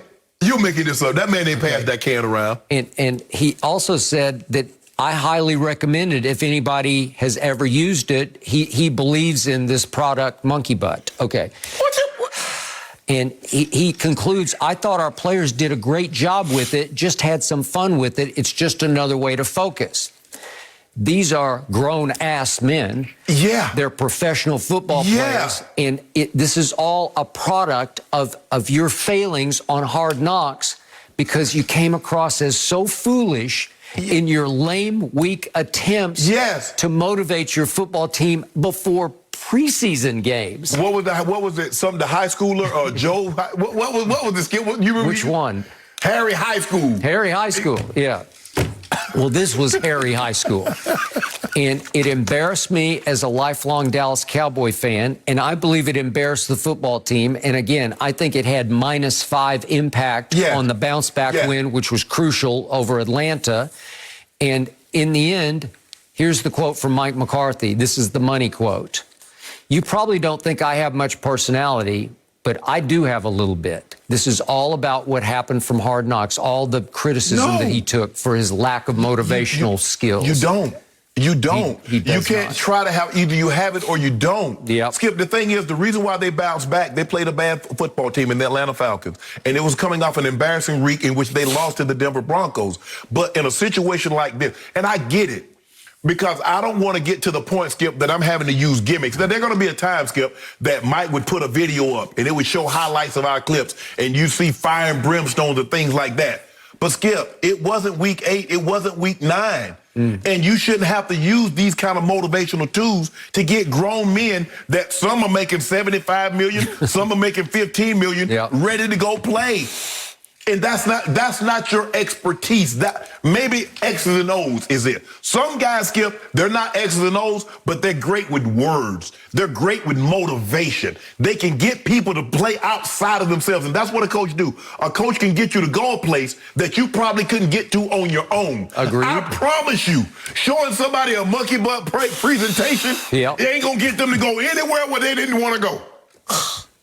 Seriously? Man, this wouldn't work in high school. No. Okay. And he thought he's like, this is kind of like the watermelon. You remember? So how did that? Thank you. How was smashing the watermelon? How did that work for you? Okay, remember, this is a year ago at Minnesota. There's no Dak Prescott, right? And he brings watermelons on the plane, which was offensive to me, and I was happy to hear that you were really offended by it. And he asked first DeMarcus Lawrence to come up to the front of the meeting room at the Road Hotel in Minneapolis to take a sledgehammer to smash the watermelon. And it went all over everywhere, and they said it was a big cleanup for the hotel to try to pull off. And somehow that inspired the team to win the game, and he volunteered that to the media, gloated about that, took credit for it as if that somehow ignited the team to pull off an Andy Dalton upset victory at Minnesota last year. Right? Okay. That's your coach. That's my coach. It's stunning to me in the depth of humiliation that it causes me as a fan, because you have to win in spite of this. You have to overcome it. And because he's now the head coach of America's team, his ego is on the line, and he's trying desperately to show you, I got personality. I know you don't think so, but I came up with this. I came up with monkey butt, and look what happened. We blew Atlanta out. Well, what are you going to come up with before Kansas City? You know what the most significant detail of the week was? What? Dak Prescott said that ahead of the Denver game, that was the only game this year he has not led the pregame huddle on the sideline. He didn't give his inspirational talk, which is obviously laced with lots of language that he said I'm not that proud of, but that's just how that works. Right. Well, he did it before the Atlanta game, and he is the face of the franchise. He is the inspirational speaker of the franchise. He is the heartbeat of the franchise. So he needs to, whatever pregame motivational speech is delivered, it comes from Dak Prescott. You know what, Skip? Now I can't get this meme out of my head. I don't know if you've seen it. It's Dr. Phil, and he asked this young lady, is that your man? And she turns around and she looked, and I love him too. That's your coach. That's your coach, Skip. And you love him too. And I don't love him. No. You got to ride that out. I live with him. You got to ride with the antics, the gimmicks, because they win in spite of him. Because he's providing nothing. These players are laughing at this. Skip, Kellen Moore does the offense. Dan Quinn does the defense. At least, he's overseas, but at least, you know what? Man, I can't wait to hear that speech. Well, I'll be ready to jump up out. I'll be ready to go. Dim the lights. Maybe you play 2000 Space Odyssey, the Close Encounters, or the third. Play something, Skip. But don't give Brady no monkey butt cream. Now, I got the red ass over him. No mercy. Lonzo Ball dropped 27 points on 10 for 13 shooting against his former team in the Bulls' 121-103 win over the Lakers. While his little brother, LaMelo, has started getting more headlines in Charlotte, Lonzo has thrived in his first year playing with Chicago and looks like a much more improved player than when he was drafted second overall by L.A. So, Shannon, is Lonzo remaking the case that he is as good as LaMelo? I think he is, Skip, but I've always thought he was a better player. I think LaMelo probably has a higher ceiling. I just thought coming to L.A., being from L.A., and having the pressure heaped on him when Magic said his number's going to hang from the rafters. Skip, I thought that was a lot. You're asking a guy, now he's in an ideal situation. He's with DeMar DeRozan. He's Zach LaVine. He's the third best player on a team, and he gets to do what he does. He's not trying to go out there and score 30 a night. No. He wants to play defense. He is a very good perimeter defender. He can rebound the basketball. He's very, very unselfish. He can run your offense. And now that he's brought the shot from over here to just right here, he's increased his three-point per shooting every year since he's been in the NBA. From 31 to 35 to 38 to 38. Now he's 42. Now he's 44 from 44 three. now after tonight, last night's performance. So, Skip, he's gotten better and better. And Skip, I just thought the expectations. When you're drafted that high, you're drafted to your hometown team, and the expectations of LeBron James is championship. You don't get a chance to grow. So now he got an opportunity. He went to New Orleans for a couple of years, grew. Now he's a grown man. You look at his body. His body is totally different. Grown man. He's a grown Agreed. man now. Yep. So, Skip, I do think he has the ability. Now, he's in a different circumstance than LaMelo because DeMar DeRozan and Zach LaVine going to get the lion's share of the shots. Yep. But the shots that he get are going to be high quality because you're going to have to come double one of those guys, and he's getting kicks, and you saw he was knocking it down. So, Skip, he has a chance to be really, really good. And he's playing without having the pressure of being in L.A., being the guy that, man, we need Zoe. He can just go out there and give you his 14, 5, and 8, whatever he's giving you, and be himself. But I love the player that he's become since he left L.A. I am so proud of Lonzo Ball, especially after last night when... Can we trade him for Russ? You know, that would be a fit. Can we trade him for Russ? I'll take it right now, straight up. Now he would work in L.A., wouldn't he? Yes. In my life, I've never seen a rookie get a target painted on his back any bigger than, unfortunately, his father painted on his back. Because LeVar said right out of the box, he's better than Steph. And what he meant was he's a better passer. He's a better pure point guard than Steph. Yeah. Okay, I'll give you that. Yeah. But nobody could even fathom putting Lonzo in the same sentence with Steph Curry, the greatest shooter we've ever seen. No. And because of that, on opening night at Staples, Patrick Beverley said, "Hey, Dad, I see you up there. Watch this." Right. and he terrorized Lonzo, who did not have his man body yet. Right. And Lonzo basically went to a shell his rookie year. He came out a little bit. The Phoenix game was the second game. He had a triple-double. But then after that, how many nights did I just see him go stand over on the wing and sort of be out of it? Right. He looked so timid and tentative. There were a couple times last night I had to look hard to say, wait, is that Lonzo? Exactly. That's Lonzo. Right. Could we see the three that he made at 6:53 of the third quarter? This was pure new Lonzo. On the break from Caruso, he rips it and hops on one leg, and he hops up the floor with body language that said, I got this. Okay, did you ever see him do that as a Laker? No. After Magic Johnson, to your point, said, one day, number 2 will be up in the rafters here. We will retire number 2. Well, that kind of looked like what Magic was talking about, right? It does. It does. And to your point, he came into the league, and I loved him coming out of UCLA because he shot 42% at UCLA. The line's much closer, but he's shooting it over here on the wrong side of his face because his dad just said, I don't know, it worked in AAU, I'm just going to let it work, right? The young one's still shooting it a little bit over here. But the point is, you realize Lonzo Ball just turned 24 years of age. He's just now getting going. You know, he's getting started. And he has found his basketball heaven in Chicago. Back where Michael made it all happen. And it's to all your points because you got 2 really good wing players, big-time wing players, and you got a Vucevic in the middle who can also turn and score it, averaging 14 and 11 and 4 assists, and he can kick it back out to you. And to this young man's undying, credit, that it took him, he just went in the gym in the offseason and said, I'm going to fix this. I'm going to do it. Watch this. That just goes to show you. Hopefully Ben Simmons is watching this. I agree. You see what this kid was? Do you remember when I said, you're a liability of a free throw shooter? He wasn't even a 50% free throw shooter. You can't be a starting point guard and shoot under 50%. Look what he's doing now. He's 83% from the free throw line. He fixed it. Ben Simmons we see the stroke. It looks good. You can fix that. But you got to work, You got to go in there and you got to do it. You got to figure out what your demons are. He's got demons too, and he fixed them. And last night, he made 7 of 10 three-point shots.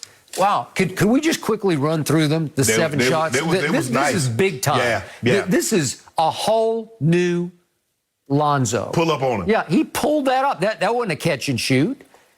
Here he just, look at the conviction he shoots it with. Do you think there's any hesitation? And boom. And here's the one we just saw, the dance. And now he's bringing it home in the fourth quarter. Corner threes, ripping it. Obviously, he's got a hot hand, but he's shooting. He's 44% from 3. This is going on every night in Chicago. That's deep right there. Man. Okay, that's impressive. Very. That is, I came back, I came home, I'm from Chino Hills. They drafted me, but I came in here and I showed them, I showed out, and I showed them up. And that is impressive. Now, the young one, as LeVar sat right here and told us, he's still 20. He doesn't turn 21 until August. Right. And he is averaging better. He's 19, 8, and 7 with 2 steals. The difference in the two right now is Lonzo is ranked 8th in defensive win shares in this league. That's hard to do. He's top 10. Right. The young one is 167. So he's also averaging 2 steals because he'll roam and get his hands on the ball. But as an on-ball defender, Lonzo's been locking up Carmelo. Yeah. And the thing is, Skip, is that he's not going to get the opportunity to shoot the ball like LaMelo gets in Charlotte. So he's not going to be able to get those, 15, 20 attempts a night like LaMelo gets on a consistent basis because he has DeRozan, because he has Zach LaVine. They're very different players. Yeah, because totally different. The kid is like a creative genius. Yeah. He's box office. He has the flair for the dramatic. He's going to try the either hand. He's going to do. Lonzo is textbook fundamental. He does everything perfect. But I'm very happy to what he's become. Yeah. And Dad is really happy. LeVar, you're right. Boy, you're right, LeVar. No mercy. Bad Matthew Stafford's MVP buzz took a hit last night after he threw 2 interceptions for the second consecutive week. The award seems wide open now as nobody is separating from the pack. So, Shannon, if you had to award the NFL MVP right now, who's it going to? You're exactly right, Jenny. Everybody's had one of those bad games. Lamar was right in smack dab in the middle of things, and then he has Miami. Tom Brady, we thought was right there, and then guess what? He has Washington. Matthew Stafford put together back-to-back weeks in which he laid a stink bomb. And then Kyler's just been out. He's just been out. So for me, Skip, I know I'm gonna say Aaron Rodgers. Really? Aaron Rodgers. Skip, he's won 8 straight starts since that debacle that he had opening day. He's 17 touchdowns with 2 interceptions since that week 1 loss. And he has the most impressive win of all the guys that we're talking about. He went on the road, beat Arizona with their team without his top 3 weapons, and he found a way to win that ball game. If I'm not mistaken, it was a Thursday night. Was it Thursday night? I think it was a Thursday night ball game.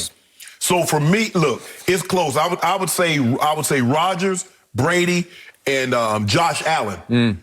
That would be my 3 right now. But you know what, Skip? With 7 more games, 8 games to play, this thing's going to come down to the last 2 weeks of the season. It's possible it hasn't even started yet. You're probably right, Skip. And I get you. Everything we're talking about right now is by default. Okay, back to Aaron Rodgers. I thought you might go here. So Aaron Rodgers is now 17 touchdowns to 4 interceptions. It's pretty good. His QBR is 61, which is not bad. It's 6th in the league, but it's not first like he's usually just in his MVP year. He's just running away with QBR. But everybody's QBR is low this year. Okay. Well, everybody's had stinkers. Okay. It's hard to overcome a stinker because it just knocks you down. Here's the problem with Aaron Rodgers' MVP case.